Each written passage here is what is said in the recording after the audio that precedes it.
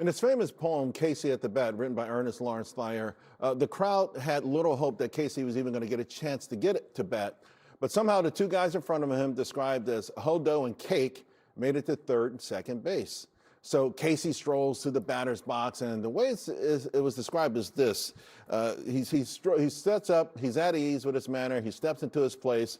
There was pride in Casey's bearing, and a smile lit Casey's face. And when responding to the cheers, he lightly doffed his hat. No stranger to the crowd could doubt 'twas Casey at the bat.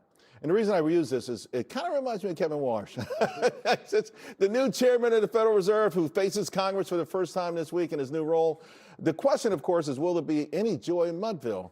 Let's bring in Renaissance macro head of economic research, Neil Dutta, along with Alizé's chief economic advisor, Mohamed El-Erian. And gentlemen, thanks for joining me. This is a huge week. Neil, let me start with you, because Morgan Stanley put out a piece that I thought was intriguing, that's saying that Warsh is not hawkish. He's a reformer, and that's being confused with being hawkish. I didn't think he was hawkish at the FOMC meeting, but that's been the media's interpretation of him ever since. What's your interpretation? I mean, I do think there's a bit of a revealed preference going on. He's been very circumspect around his own views, as you know.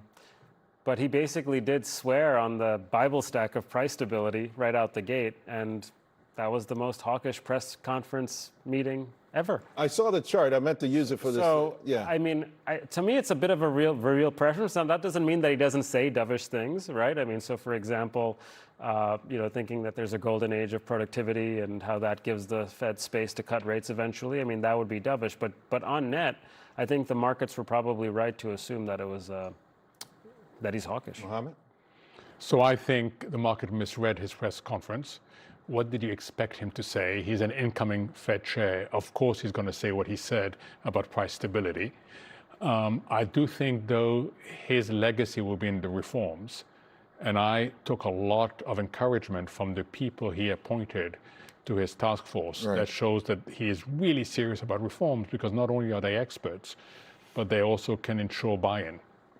I want to pick up on these task force, because these members were mentioned, and again, some extraordinarily impressive names. And of course, I go to productivity and jobs, and you see Mark Andreessen. So this is a forward thinker, someone who's in the mix, who understands what's coming down the pipe. And I guess you could argue maybe, Neil, about the timing of it all. But ultimately, this sort of hanging his hat on AI productivity being sort of a magic elixir that allows him to be more accommodative. What do you think ultimately that could work out? Well, I don't make a judgment on whether it'll work out or not. I mean, productivity's, it's like Yogi Berra, right? Forecasting's really hard, especially about the future. It's like that with productivity as well. So, I mean, to me, you don't really see the classic signs of a productivity boom just yet, right? I mean, the consensus isn't revising up growth estimates. We're talking about inflation pressures, right? These are not things that you typically see during a productivity boom. So I'm a little skeptical. And I think what's more important, really, is that he has all these people on the committee, frankly, that he has to deal with in the interim period before the task force comes up with any kind of conclusion. Right. And they're all talking about how AI is inflationary in the short run because of all the demand for the chips and so forth. Right. So that's something Waller was getting at today. So I think the task forces are one thing, but in the immediate period, he has to deal with this one battle in front of him, which is the hawks are ascendant on the committee. And by the way, that battle has gotten a lot harder in the last 24 hours. Crude oil up almost 10%. Speaking of Waller, he also talked about, despite tariffs in 25, core inflation held for most of the year. It's up again, the Middle East conflict.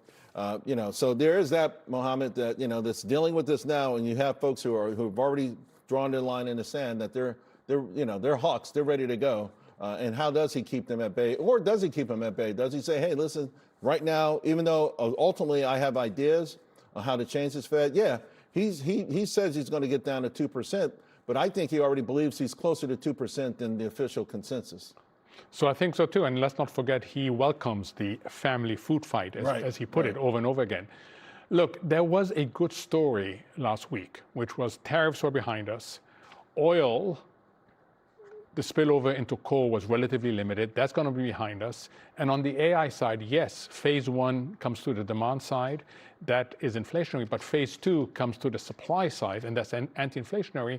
And if you believe in that, you could see through the AI.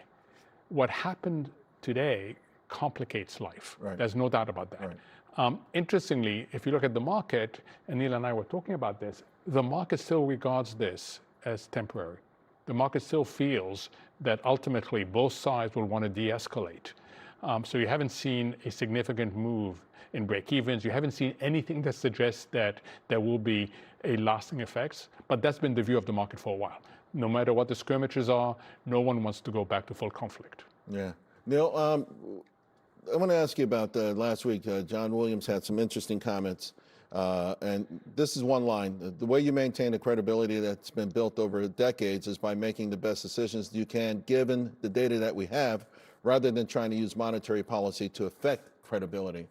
Credibility, Fed independence, that's a major, major topic. It's just swirling around right now. How do you look at this in terms of what felt like, to me at least, from the outside looking in, as a Fed that was becoming more political? Well, I mean, Waller got at this today too, is that you can't just say you're for price stability, you actually have to do something about it. I think he had a very colorful kind of way that he put it. But to me, the interesting thing about Williams' speech is that he actually does lay out a bit of a reaction function for the Fed. Basically what he said is that his forecast for core inflation is 3.3%. And if you don't get that relatively soon, you have to take action. You have to take action. Yeah. And so the word soon is doing a lot of work. So I think to get that forecast, you basically need to see core inflation running about 0.2% on average per month for the next 6 months. And if you go back historically, over the last 3 years, you can count the number of times that, I mean, the probability, I mean, it's achievable. It's achievable. I wouldn't bet my life on it, you know? So that's sort of where I'm at with this. So to me, I think for investors, you kind of want to look at this and say, every meeting is a coin flip. And if you take that many tosses of the coin, lightning's going to strike at least once. Mohamed, I got just a minute and a half to go. I'll give you the last word on this. For investors, for folks watching this show, for the most part, fully vested, heavily invested, big hopes and dreams, not just because the market's made this big run, but because of where we're going, or it looks like we're going as a nation. Obviously, some bumps in the road. Obviously, I have no doubt that the US will outperform other countries. And when I listen to people say, oh, fade the US in favor of Europe, in favor of developing countries, I think that's too early. Whether they'll outperform in an absolute sense comes down to really three things. One is, will the Fed become more hawkish? I don't think so, okay. But there is that view. Secondly, will people lose trust in the AI driver of productivity? I don't think they should, but they could. And then thirdly, there's a few critical levels overseas, the yen, UK gilt yields that we have to keep an eye on. The yen, for example, if they have further problems, they'll start selling securities, and that's going to impact us. But overall, I think the US outperforms in virtually every scenario going forward.